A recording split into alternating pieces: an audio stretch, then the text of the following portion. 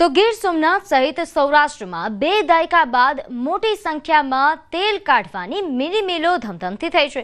ગીર સોમનાથ જિલ્લામાં લગભગ 100 થી વધુ મિની મિલ ગ્રામ્ય વિસ્તારોમાં શરૂ થઈ ગઈ છે। દરરોજ ઓછામાં ઓછી 150 ખાંડી મગફળીનું પિલાણ થઈ રહ્યું છે। એક ખાંડી મગફળીમાંથી લગભગ 8 ડબ્બા તેલ નીકળે છે। એટલે કે ગીર સોમનાથ જિલ્લાની મિની મિલોમાં રોજના 1200 આસપાસ સિંગતેલના ડબ્બા તૈયાર થાય છે, જેમાં છેલ્લા એકાદ મહિનામાં જ લગભગ 1.25 થી 1.5 લાખ સિંગતેલના ડબ્બાના ઉત્પાદનનો અંદાજ છે। ખેડૂતો પોતાની મગફળીમાંથી તૈયાર થયેલું સિંગતેલ કઢાવીને વેચી રહ્યા છે। બજાર ભાવ કરતાં ખેડૂતોને એક ડબ્બે 300 રૂપિયા જેટલો ફાયદો પણ થાય છે। શુદ્ધ સિંગતેલ મળતા લોકોનું સ્વાસ્થ્ય પણ જળવાઈ રહે છે। મિલો પર મગફળી પીલાવવા માટે લોકોને 5-5 દિવસ માટે રાહ જોવી પડી રહી છે।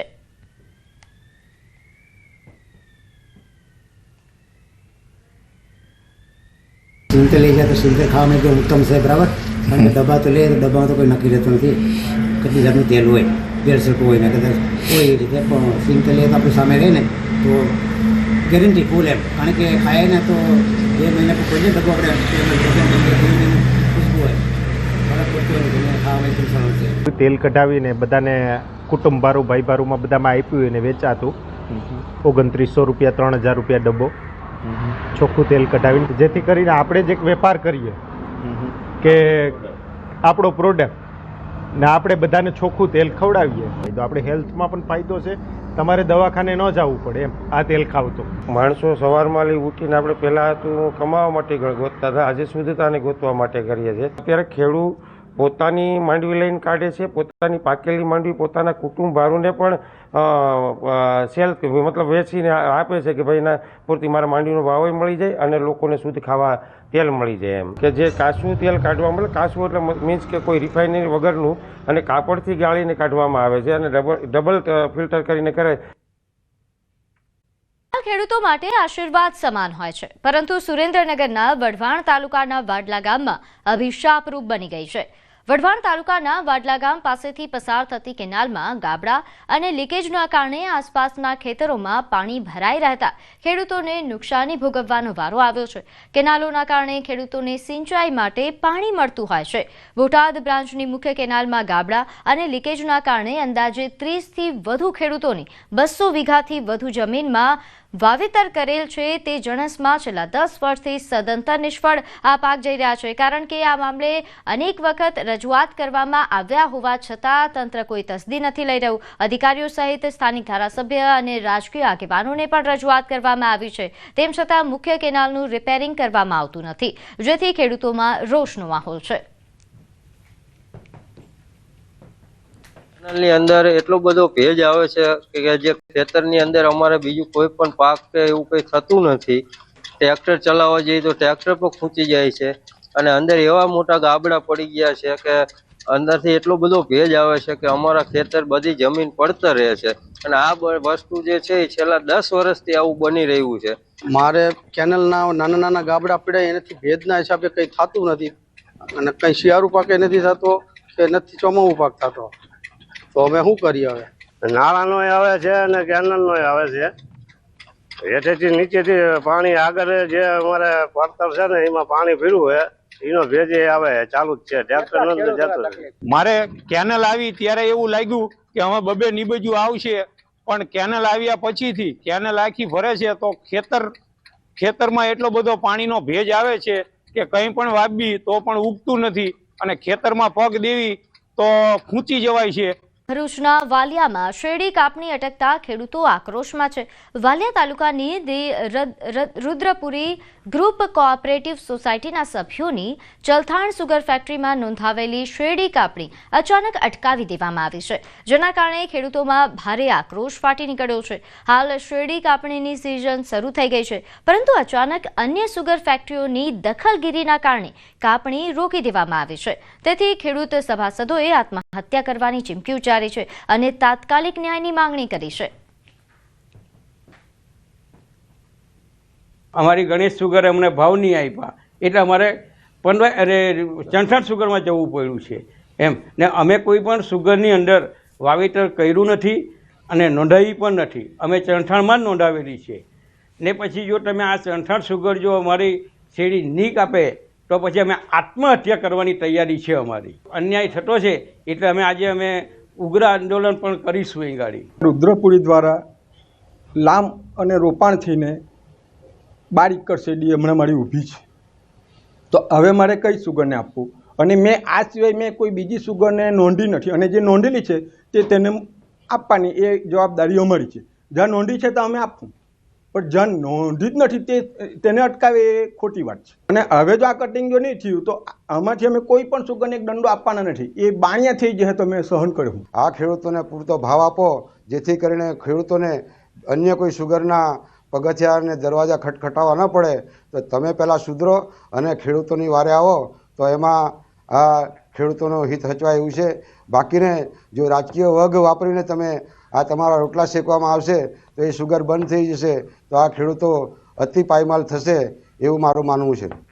રાજ્યભરમાં ટેકાના ભાવે મગફળીની ખરીદી ચાલી રહી છે, ત્યારે બનાસકાંઠા અને વાવ થરાદમાં નાફેડની સેન્ટ્રલ ગવર્મેન્ટની ટીમ તપાસ માટે પહોંચી હતી. ટેકાના ભાવે ખરીદી કરવામાં આવતી મગફળીના ગોડાઉન, વેરહાઉસ અને સેન્ટરોની મુલાકાત લીધી. ખરીદ સેન્ટરો પર ખરીદીની ગુણવત્તા સહિતને લઈને તપાસ કરવામાં આવી. સાથે જ ગુજકો માસોલની ટીમ દ્વારા પણ ખરીદ સેન્ટરો પર કઈ રીતે કામગીરી થઈ રહી છે તેને લઈને તપાસ હાથ ધરાઈ હતી.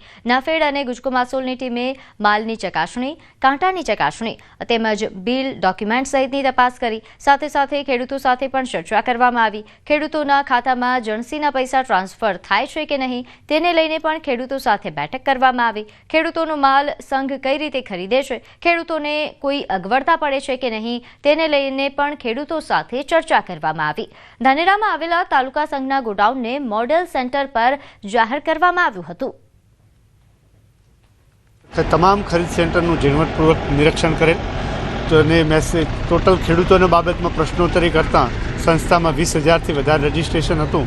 તેનું 26 દિવસની અંદર 50%થી વધુ કામગીરી પૂર્ણ કરી દીધેલ છે. સંપૂર્ણ સેન્ટરનું નિદર્શન કર્યા બાદ આપણી સેન્ટરને નાફેડ અને ગુજકો મારફત એક મોડલ સેન્ટર તરીકે પસંદગી કરેલ છે. સમગ્ર રાજ્યમાં ટેકાના ભાવે મગફળી ખરીદવામાં આવી રહી છે. અત્યારે અમે ધાનેરા તાલુકા સંઘના ગોડાઉન ખાતે છીએ કે અહીંયા પણ ટેકાના ભાવે મગફળી ખરીદવામાં આવી રહી છે. ખેડૂતોને બજારમાં 1100થી 1250 રૂપિયા પ્રતિ 20 કિલોએ મળી રહ્યા છે, જ્યારે ટેકાના ભાવે 1452 રૂપિયા મળતા અત્યારે ખેડૂતોમાં ખુશીનો માહોલ છે. મહત્વની વાત તો એ છે કે પહેલા જ્યારે ટેકાના ભાવે મગફળીની ખરીદી થતી ત્યારે લાંબી લાઈનો લાગતી હતી, કારણ કે રાત્રિ દરમિયાન અને વહેલી સવારથી ખેડૂતોને ઉભા રહેવું પડતું હતું અને મોડે સુધી ખેડૂતોનો નંબર આવતો હતો. પરંતુ આ વખતે જે પ્રમાણે વ્યવસ્થા કરવામાં આવી છે તે પ્રમાણે ખેડૂતોના જે નંબરો છે તે 3 વાગ્યા સુધી પતી જાય છે. 400 જેટલા ખેડૂતોને બોલાવવામાં આવે છે અને 150થી 200 જેટલા ટ્રેક્ટરોના પાર્કિંગ માટેની સુવિધાઓ જે કરવામાં આવી છે તેના લીધે ખેડૂતો જે છે 3 વાગ્યા સુધી ફ્રી થઈ જતા હોય છે અને મોડી રાત સુધી ખેડૂતોને અહીંયા ટેકાના ભાવે મગફળી તોલાવવા રોકાવું નથી પડતું, કારણ કે 40 જેટલા કાંટાઓ અહીંયા લગાવવામાં આવ્યા છે. અને આ વ્યવસ્થાને લઈને અત્યારે તો ખેડૂતોમાં ડબલ ખુશીનો માહોલ છે, કારણ કે એક તો ભાવ વધુ મળી રહ્યો છે અને તેમની મગફળી પણ તાત્કાલિક તોલાઈ રહી છે. કિશોર તુવર, ન્યૂઝ 18 ગુજરાતી, બનાસકાંઠા. બ્રિજ અંગે મોટા સમાચાર સામે આવી રહ્યા છે. અમદાવાદ મ્યુનિસિપલ કોર્પોરેશને નિષ્ણાંતોની કમિટીની રચના કરી છે. તપાસ બાદ કમિટીએ બ્રિજ અંગે રિપોર્ટ સોંપશે. 5 દિવસ કમિટી અલગ અલગ ટેકનિકલ એક્સપર્ટ પાસેથી રિપોર્ટ માંગશે. બ્રિજના 2 સ્લેબને જોડતા ભાગમાં તિરાડ પડી છે. આ તિરાડના પગલે બ્રિજનો એક ભાગ બેસી ગયો છે. બ્રિજના કુલ 72 મીટર લાંબા સ્પાનમાં ખામી ઊભી થઈ છે. 72 મીટરમાંથી 18 મીટરના એક સ્પાનમાં તિરાડ છે. તો બ્રિજના ભાગમાં પડેલી તિરાડ ઉપરથી નીચે સુધી પહોંચી હોય તેવા પ્રકારની સૂત્રો દ્વારા માહિતી પ્રાપ્ત થઈ રહી છે. તિરાડના પગલે બ્રિજનો ભાગ 2 ઇંચ નીચે દબાયો છે. તિરાડવાળો સ્પાન એ રિપેરિંગ કરવો કે નહીં કે નવો બનાવવો તે અંતે એક્સપર્ટ્સ પાસેથી રિપોર્ટ આ અંગે મંગાવવામાં આવશે.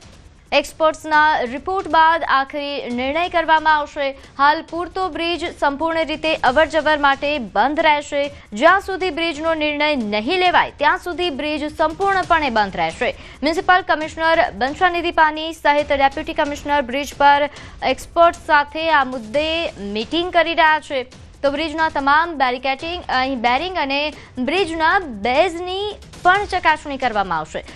સાથે બ્રિજમાં જે વચ્ચે તિરાડ કેમ પડી છે તે અંગે પણ તપાસ કરવામાં આવશે. નોંધનીય છે કે બ્રિજ વર્ષ 1973માં અવરજવર માટે ખુલ્લો મુકાયો હતો. એક્સપર્ટ્સના મતે બ્રિજનું આયુષ્ય 100 વર્ષનું હોય છે. તેમ છતાં કેમ નુકસાન થયું તે અંગે ટેકનિકલ રિપોર્ટ તૈયાર થશે. તો તપાસ બાદ કમિટી બ્રિજ અંગે રિપોર્ટ સોંપશે. રાજ્ય સરકારે પણ રિપોર્ટ અહેવાલ મંગાવ્યો છે. આ અહેવાલ રાજ્ય સરકારને આપવામાં આવશે અને પછી નિર્ણય લેવાશે કે બ્રિજને તોડી પાડવો કે નવો બનાવવો કે તે અંગે.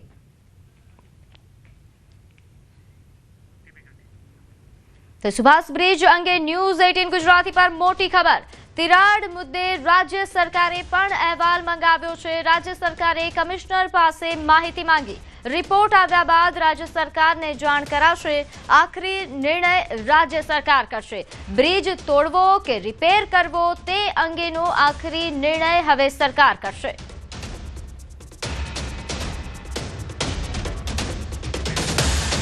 તે સુભાષ બ્રિજ કે જ્યાં તિરાડો પડતા જ હવે તપાસનો ધમધમાટ શરૂ થયો છે. નોંધનીય છે કે અહીં અમદાવાદ મ્યુનિસિપલ કોર્પોરેશન દ્વારા તપાસ કમિટીની રચના કરવામાં આવી છે. નિષ્ણાંતોની એક કમિટી તૈયાર કરવામાં આવી છે. આ નિષ્ણાંત 5 દિવસ સુધી તપાસ કરશે, અહેવાલ બનાવશે કે આ બ્રિજ માં ખામી પાછળના શું કારણો છે અને હાલ આ બ્રિજની જે પરિસ્થિતિ છે તેને જોતા આ બ્રિજને રિપેર કરવો કે પછી આને તોડી પાડવો તે અંગેનો અહેવાલ તૈયાર થશે.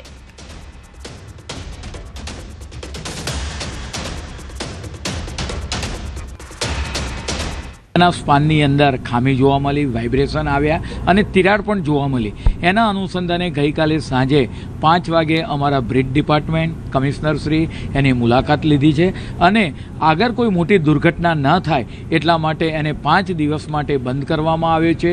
જે વિવિધ પેનલ થયેલી કોર્પોરેશનની કંપનીઓ છે એ કંપનીઓ દ્વારા એનું ચકાસણી થશે અને રિપોર્ટ આવ્યા બાદ એને કેટલો સમય બંધ રાખવો એ આગામી સમયમાં રિપોર્ટ બાદ નક્કી કરવામાં આવશે. પરંતુ હાલ તો ટ્રાફિકમાં મોટી કોઈ દુર્ઘટના ન સર્જાય એટલા માટે સુભાષ બ્રિજને 5 દિવસ માટે બંધ કરવામાં આવ્યો છે.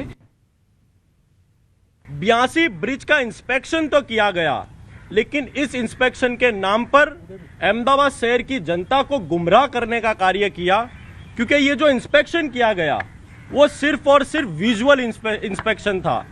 यानी कि अहमदाबाद म्युनिसिपल कॉरपोरेशन के अधिकारी पेन और पेपर लेकर सभी ब्रिज पर गए, आंखों देखा हाल, रोड की मरम्मत, कलर ठीक है या नहीं है, रेलिंग ठीक है या नहीं है, ऐसे विजुअल इंस्पेक्शन पेपर में बनाकर अहमदाबाद शहर की जनता को गुमराह किया.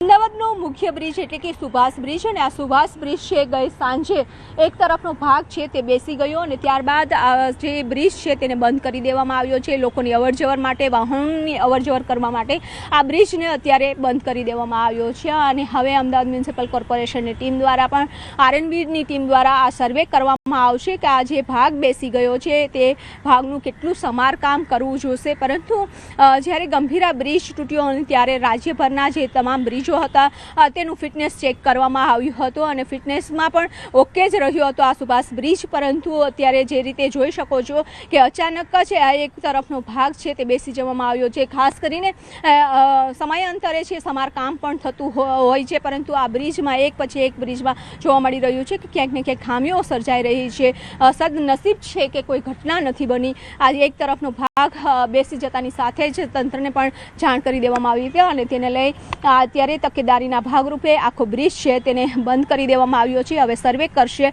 અને સર્વે બાદ રિપોર્ટ તૈયાર કરવામાં આવશે કે આખા બ્રિજનું સમારકામ કરવું પડશે કે જે ભાગ બેસી ગયો છે તેનું સમારકામ કરવું પડશે. એટલે કે આજે રિપોર્ટ તૈયાર કર્યા બાદ જ જે કામગીરી થશે અને કામગીરી થયા બાદ જ આ બ્રિજને છે તે ઓપન કરવામાં આવશે. પરંતુ અમદાવાદ મ્યુનિસિપલ કોર્પોરેશન દ્વારા કહેવામાં આવ્યું છે કે 5 દિવસ છે સુભાષ બ્રિજ બંધ રહેશે.